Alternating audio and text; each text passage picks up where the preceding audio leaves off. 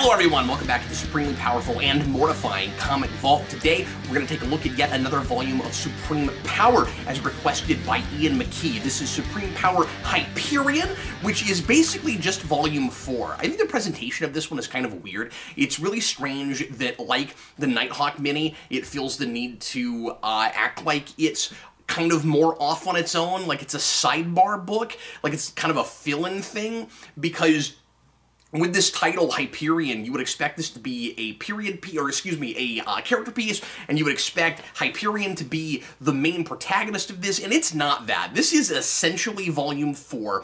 It's kind of skippable in that most of this is your typical, or what reads like at first your typical alternate reality story where we see a reality that is like a post-apocalyptic version of our present, and we're trying to figure out how to prevent that from happening to ourselves. I mean, at first we're trying to figure out how to get back, and then there is kind of the big looming question at the end of whether or not this is going to happen to us. And full spoilers with these, as usual, on the Comic Vault. And I'll tell you what the big twist of this is here in just a minute. It's still necessary to read, just because if you went to the next volume, you would probably wonder why Hyperion is back working for the government again. So at the end of last volume, and all cards on the table, it's been a good long time since I've read these, and so I was real rusty on this.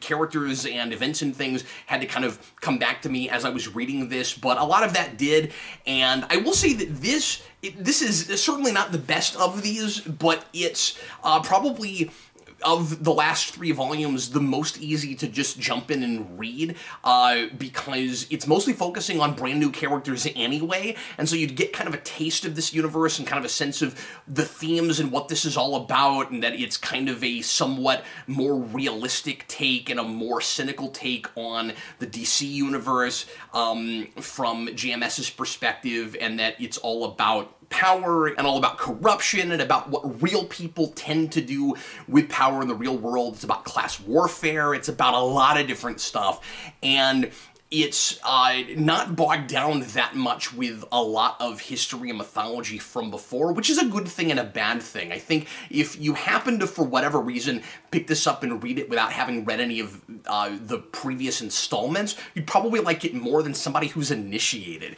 So anyway, the basic idea here is jumping off from the previous volume, and again, it's set up pretty well here, so you wouldn't have to have read that to understand what's happening. Hyperion made a big giant crater in the earth in order to send a message to the government. I'm done being controlled by you. I'm sick of not being allowed to just be heroic and do my thing, and I've been manipulated for all these years, and you guys have made me do all kinds of things that were morally ambiguous and that I might not have agreed with if I'd really known what was going on, and you weren't, on the up and up with me, and I am capable of anything, and both literally and figuratively. I've got all these powers, but I also am mentally capable of doing anything, and don't mess with me. And so he isolates himself, and I like the opening scene a lot. It's basically mirroring Superman and the Fortress of Solitude, where he feels alone, and the solitude for him in this case is not a good thing, because he's not gone to escape the world for a while and come back to it like Superman does. His solitude is a way of kind of getting zen, kind of getting some time to himself and doing some meditation, and then coming back to the world and being the model of perfection that he's supposed to be. In this case, Hyperion has gone to the Arctic because he's basically an outcast now, and he's basically sent himself away. And there's a Frankenstein connection that JMS makes here that I like a whole lot, where he's basically compared to Frankenstein's monster, and it's really sad, and he's a real tragic figure. But then after that, we're not really focusing on Hyperion at all. This is about what is essentially the new Justice League, but it reads in a way almost like a Suicide Squad or something, because it's led by Superion's version of Lex Luthor, Emil, who is supernaturally gifted with superior intellect. And unlike everybody else we've seen so far, his superpowers aren't about the physical at all, but about his mind. And he is Lex Luthor through and through, but even a little bit more sadistic in some ways. I like him a lot. I kind of wanted this whole thing to just be a war of wits between him and Hyperion. I was a little bit disappointed when that wasn't where it ended up going, and he's kind of just the leader, and sort of the self-imposed leader because nobody else steps up to the job, he says. I think even if they had, he would have insisted on being the leader. He is, just like Lex Luthor, obsessed with power, obsessed with being the smartest man in the room, doesn't have any time for inferior intellects, which is why it drives him crazy that he has to work with a big, dumb guy who is mentally challenged in this guy named Shape, who is kind of like a big blob-like guy. I should mention, by the way, that the new characters in this are all based on original Squadron Supreme characters, none of whom I'm familiar with, so I went and looked to see who they were supposed to be and what they looked like in the previous version, but characters that I don't know at all, and I guess a lot of a lot of Supreme Power fans were a little bit bummed that this volume was, instead of continuing to further the characterization and the development of people they had come to really like and care about, and not being a character piece for Hyperion, it focused on these new characters, but also isn't long enough to really do a whole lot with them. This book is kind of bogged down a little bit with too many characters. So you've got those two, and then you have Arcana, who is kind of the Zatanna stand-in, and her power set is fascinating. We do this whole Schrodinger's cat thing with her, so her powers are based on quantum physics, and she's able to see every permutation of reality. Everything that could happen does happen if she wills it into being, but her powers are really volatile. If she's not careful, she could destroy the whole space-time continuum. And what ends up happening is she, in being sent to get Hyperion, which the government swore they wouldn't do. They kind of promised not to do that, and of course they do it anyway, because this whole thing is about how the people in power want to hang on to power, and it's about how the government doesn't seem to understand, like the politicians that are in power, they want control, but they don't understand what real power is, so we make a distinction between power and control, and they're thought of as the same thing, as synonymous, but they're not. If you have power, you can get control, but you have to have actual power, and the question is, who can hang on to that? And it's about how, and a lot of this comes from Nighthawk's perspective, who, of course, has this worldview of the people in power believe they deserve it, and that the people who don't have power don't deserve power, and it's all about class warfare, and it's all about misogyny, and about racism, and it's the white man is in charge and is going to stay in charge, and it's presented, as I've talked about before, as an extreme perspective, but there also is very clearly some truth in what he's talking about, and he's kind of like for lack of a better way to put it, he's kind of like the Black Rorschach, I think. So anyway, you have so you have this team that is sent in to go get Hyperion because the government can't deal with the fact that there's this rogue, super powerful agent, and not just super powerful, but the reason that all the superheroes happened in the first place.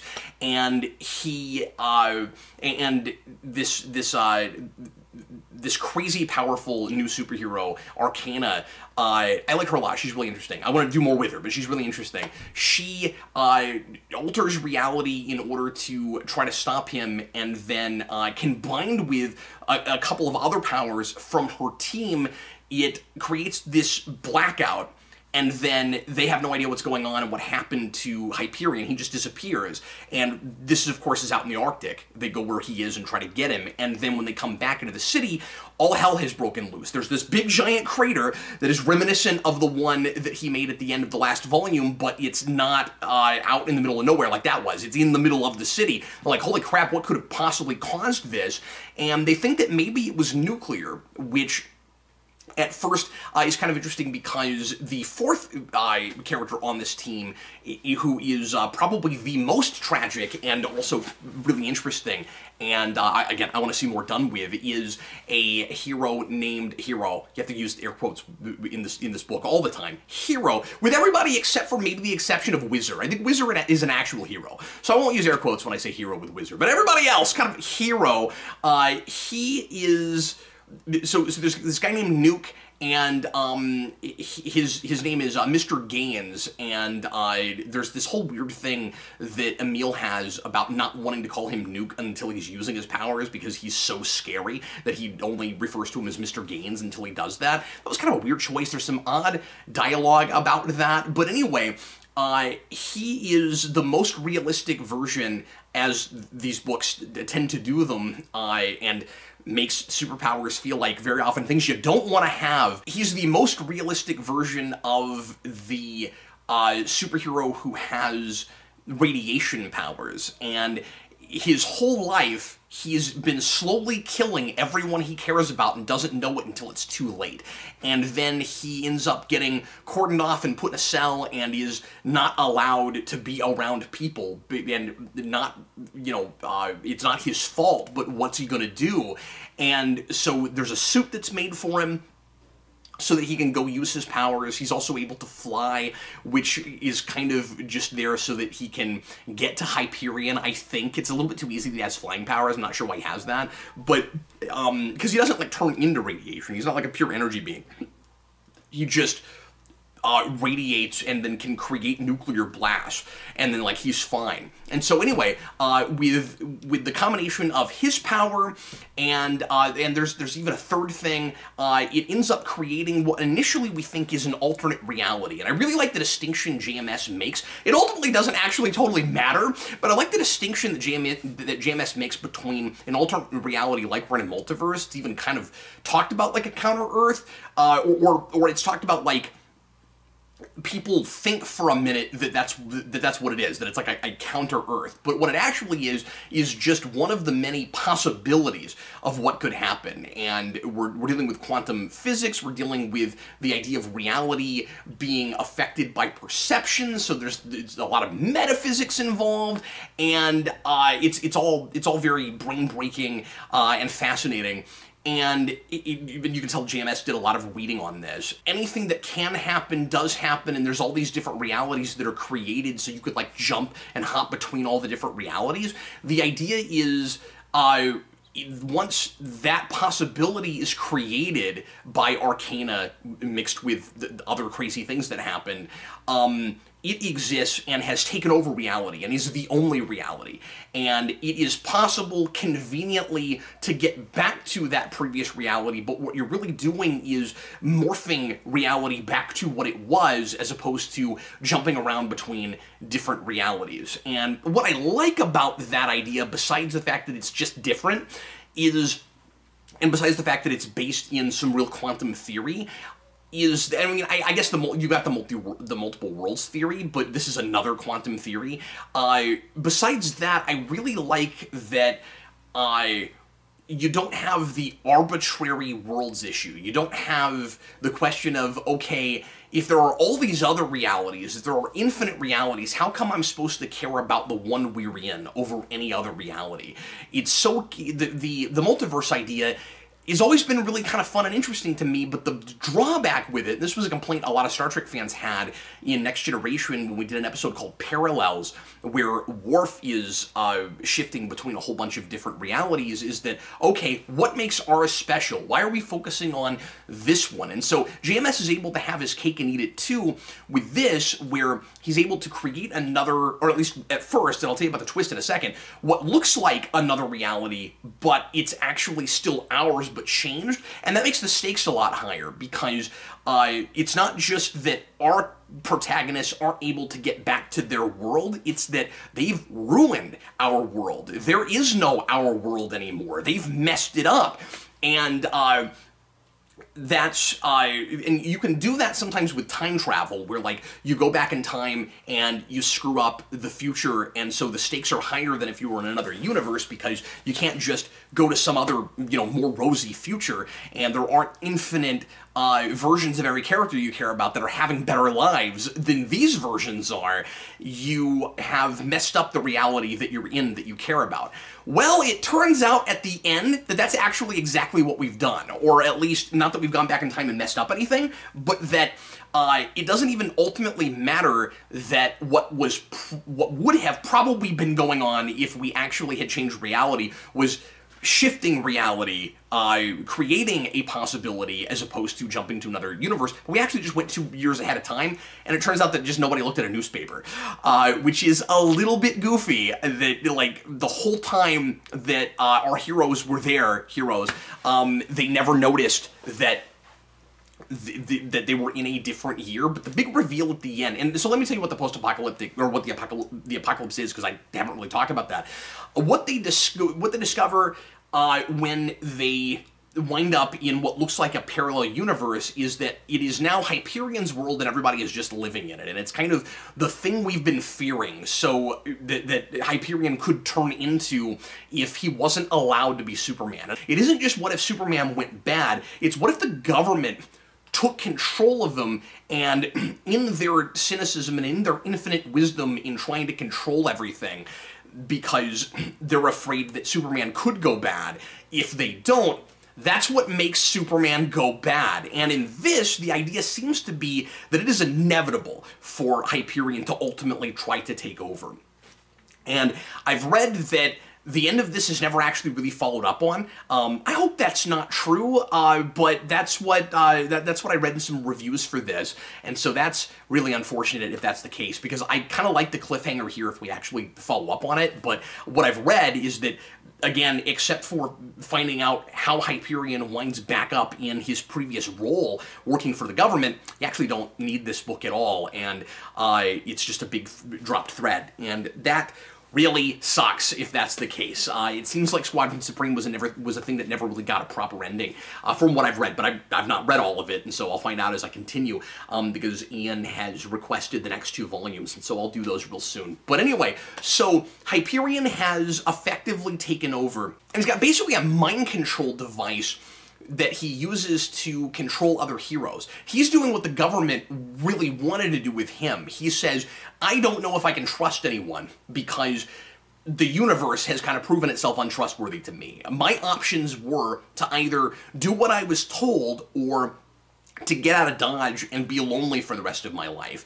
And I would have accepted that. I would have stayed in the Arctic and been depressed but not bothered anybody. But they just wouldn't leave me well enough alone. They kept sending people after me. And so he says, okay, if I'm not going to be allowed to do my job the way I think it should be done and to actually really be altruistic and fight for everybody, then I'm just going to fight for myself. I have learned that Nighthawk seemed to kind of be right, and that there's 2 kinds of people, the people with power and the people without power. And so the only thing I can really do is become the person in power, and I have the ability to do that. So if this is what everybody that matters, that's their worldview, I might as well go ahead and just throw my hands up the air and make it my worldview too. And it's survival of the strongest, and it's the food chain. I'm at the top of the food chain. I'm gonna act like it now, and that's what he does. And it's hard not to sympathize with him a little bit, even though he's horrifying and he's turned into a totalitarian dictator. But even worse than a totalitarian dictator, because he is taking over superheroes' minds in this really scary, really painful machine that he's created, where he puts you in this really creepy, messed up machine, and makes it so that you're susceptible to his every whim and command. And so our heroes have to deal with him, and there's a lot of fighting in this book. There's a lot of fight, and then at the end they just figure out how to change the reality back, they think. But it turns out what they've actually done is just gone back to their time period. And importantly, they accidentally also brought Hyperion with them. So there are 2 Hyperions in this. And you have the Hyperion that has not been corrupted yet, and does not yet have this worldview, although he has had shattering disillusionments. And there's this really interesting line where is it Nighthawk? I can't remember who says it, but somebody says that illusions are meant to be shattered, which ends up taking on a real ominous kind of context here, because Hyperion had all of these illusions of altruism and that, you know, what good people were and bad people were, and all he's seeing now, of course, are shades of gray, and he's trying to decide where he fits, and has decided that he doesn't fit anywhere. And so at the end of this, he takes down the bad Hyperion, and they, like in a Stuff That Never Happened Star Trek episode, we recreate the accident that made this happen, and magically that puts us back where we were before, and it seems that Hyperion has learned his lesson. He doesn't want to turn into that guy, so he just gives in and goes back to the government. And then it turns out that he has figured out that they were actually 2 years in the future as opposed to in an alternate timeline, and he goes, or in a different possibility, as it's talked about here, and he says, so I've got 2 years to do what is necessary. And that's absolutely mortifying, and I really like this ending. It's really ambiguous, because I'm assuming what he's talking about is what the other Hyperion did, and that the lesson he learned from that is that that is his only recourse, and he's going to do the same thing Hyperion did, and he's basically going to turn into the Injustice Superman. And oh no, but what if that's not what he means? What if what he actually means is he doesn't want to go down that road, and he's got 2 years to make sure he doesn't? Looking at the look on his face at the end of this, I don't think that's what it is. I think it's a lot more ominous than that. But, you know, I was expecting Hyperion to go bad this whole way. I really expected, if this was a, you know, complete cohesive piece, I expected the Supreme Power has got to be a cautionary tale. And, you know, all about how if we don't actually allow our heroes to be heroes and we don't trust people, then the good people are not gonna stay good, and that in order to live in the world as it is, people find themselves having to be lesser, and to not live up to their potential, and to not treat people as equals, and to figure out just a way to survive, which often means stepping on the little people, and which is, you know, again, sad and mortifying. And I don't know where ultimately it goes after this. I've heard it's kind of all downhill from here, but I guess I'll see as I continue to read. Just this volume by itself, imagining where it could lead, is pretty solid. I like it. I would much have preferred if, assuming that Hyperion actually is going to continue to go down a darker path and turn into a kind of dark mirror of himself and a dark mirror of Superman, instead of a kind of typical convoluted time travel thing where it's your standard, and to be fair, since 2006 it's become a lot more standard. We've done this over and over and over again, but you had heroes by this point, and it's hard to imagine JMS isn't looking at that a little bit. This is another prevent a dark future thing, or would turn into prevent a dark future thing, and I would have much preferred just a straightforward stay the course, see how, you know, simpler story. See how Hyperion goes dark because of what the government has done to him and because people don't trust him. And this instead kind of gives you a glimpse of what that might look like, and at first it feels like it's just so that we can see that because we're never going to allow it to go there, and then it turns out that maybe that's where we're going anyway, and so it wins me over a little bit more at the end, I suppose. But JMS also really likes this kind of time travel stuff. He really likes paradoxes. He did a lot of this kind of stuff in Babylon 5. There's a lot of kind of quantum dog chasing its tail in some of JMS's stuff, where things happen because of things that have already happened, and he likes to deal with the idea of time not being linear, but being, you know, all kind of happening at once in a way. And it's brilliant in Babylon 5. A little bit less so here. It feels a little bit more standard, a little bit more gimmicky. But again, that twist at the end kind of won me over a little bit. I was a lot more interested in the Emil character and in the Nuke character, and if we weren't doing a Hyperion character study here, I kind of wish it was focused more on them, and, you know, I mean, I think there's cool stuff you could do with Arcana, too, but especially those two, like, Nuke's obsession with getting revenge on Hyperion because just his arrival made all this happen, I don't love. That's kind of a standard Crypto Freak way to go, where I have a hard time, and maybe it's just because I've never been through anything like this, but I have a hard time imagining that a person would, that unless they have just lost their mind and are kind of crazy now, and then in that case it's not that interesting, would be like unreasonable enough to fully blame a person who is at fault in the sense that a thing wouldn't happen unless they were there, but that didn't intend to do it, couldn't have known that would happen, where it's just kind of the hand you dealt, the fate that ended up happening. So like, if I was, you know, for instance, this is kind of like, I'm going to go back to Star Trek again. This is kind of like the Picard-Sisko thing. If I were Sisko, I would have a hard time looking Picard in the eye because Locutus, who is Picard when he's Borg, destroyed a ship that had my wife on it.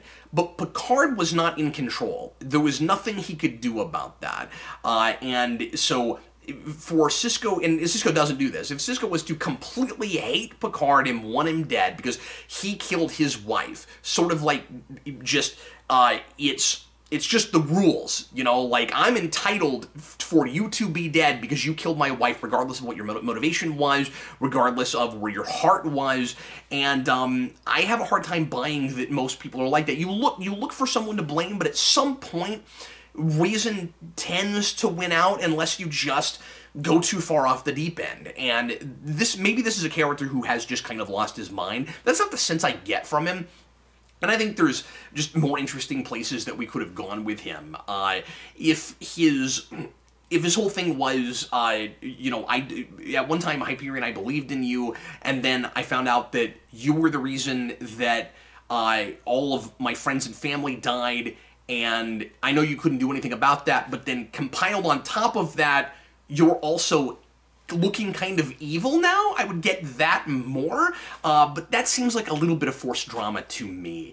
So anyway, this is a little bit of a mixed bag, I'll say, but I liked it okay. About 3 issues in, I thought it was the best thing of this so far, and then I realized what we were doing, and it started to look a little bit typical, and it wasn't as great. And again, I don't understand why this is called Hyperion. It's not, I guess, that big of a deal that that kind of the presentation, the packaging of this is so odd, but it should just be volume 4. It's very strange. But anyway, I will review the next volume in the not-too-distant future. Thanks again to Ian for requesting this, and if you would like to make me read or watch something, you can send me an email at the link below for instructions on how to do a one-time donation to make that happen. I do requests for just one-time donation of $15, or you can get in the Patreon queue at $15, and I will do a request for you as often as humanly possible. I get at least one out a week,